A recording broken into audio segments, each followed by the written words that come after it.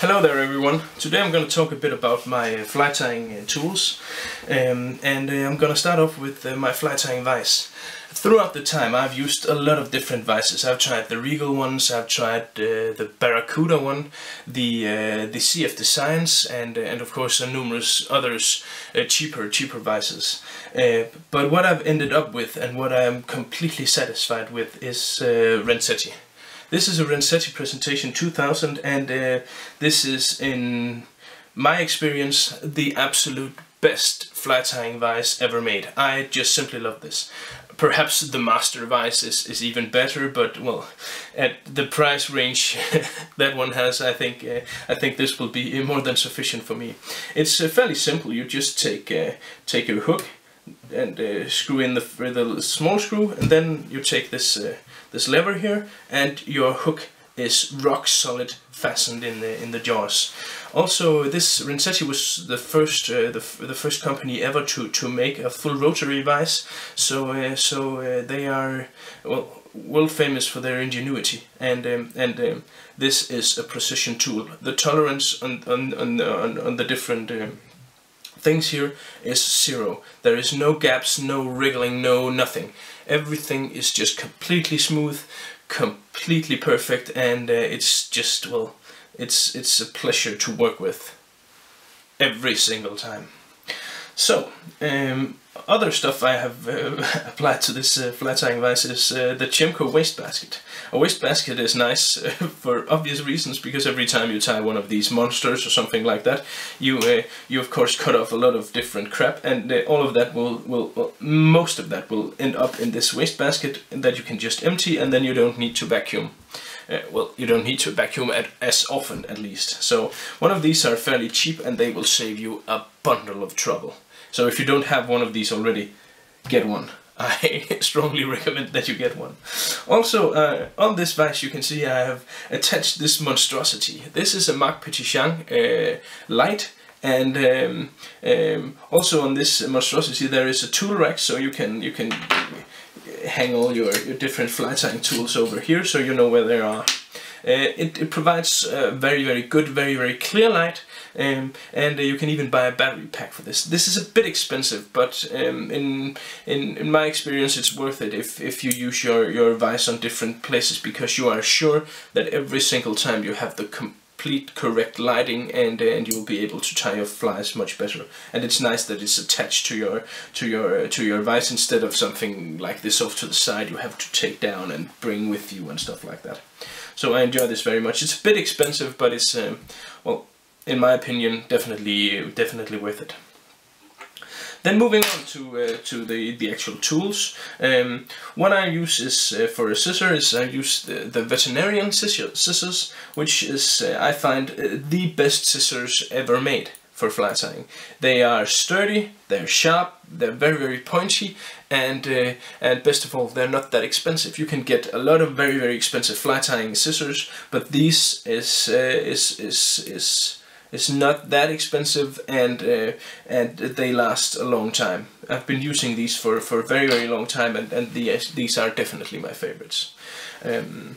Then for a dubbing reel, I have one of these kind of old school dubbing reels. You can get a lot of different new ones with ball bearings and stuff like that, but this is very well balanced and works great. So I didn't see, and I have not found occasion to change this.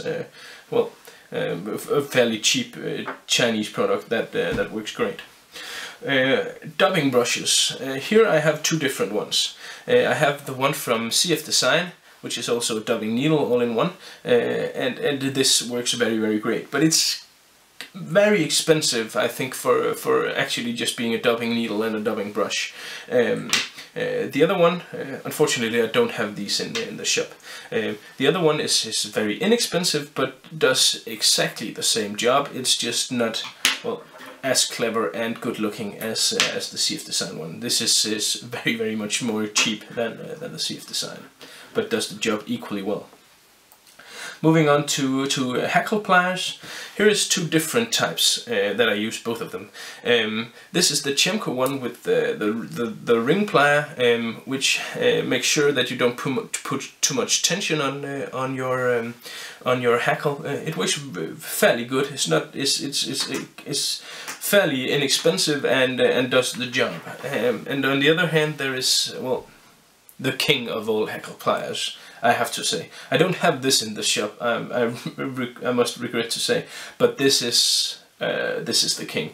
There is no hackle plier I've ever tried like this. This just holds the hackles amazingly well.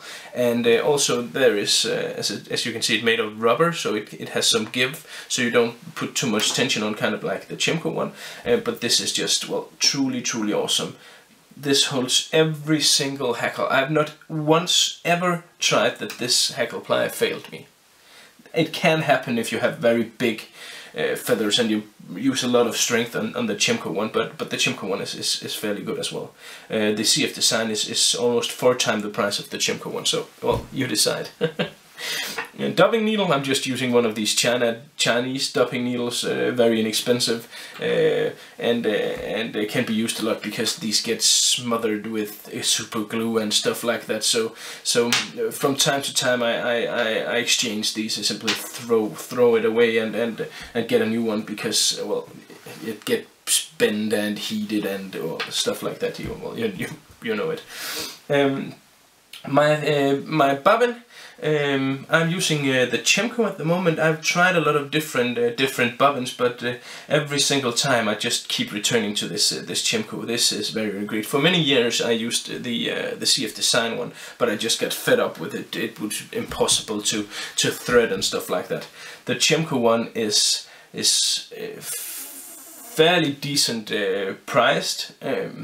It's well, you cannot kill it. It's just, it lives forever, and the quality is outstanding. It distributes the thread nice and smoothly. It's just great.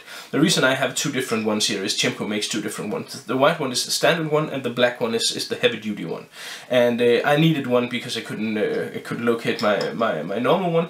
So, but my supplier was out. So out of the regular one, so I bought one in heavy duty. That's the only reason I have one of the heavy duties, because the standard one is great for everything. But now I have one of each because I located the other one, and now I have my thin thread, one of my thin threads on the white one, and my pike thread on the black one. You'll probably see me using this a lot on the videos if you followed my channel.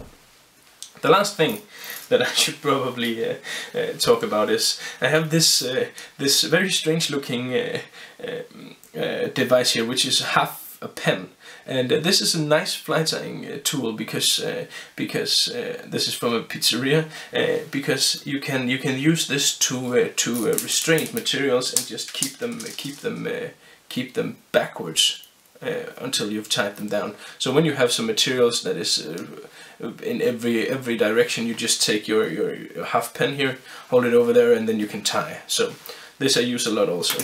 Well, for varnish I use the Benecchi one, and as you can see, this is probably a bottle that is, well, it's probably 8 years old or something like that, and it's still going strong. So that's definitely something you can use for a long time. Well, those were the words on fly tying material. Sorry, fly tying tools. I hope you enjoyed it. Oh, yeah. Well, those were the words.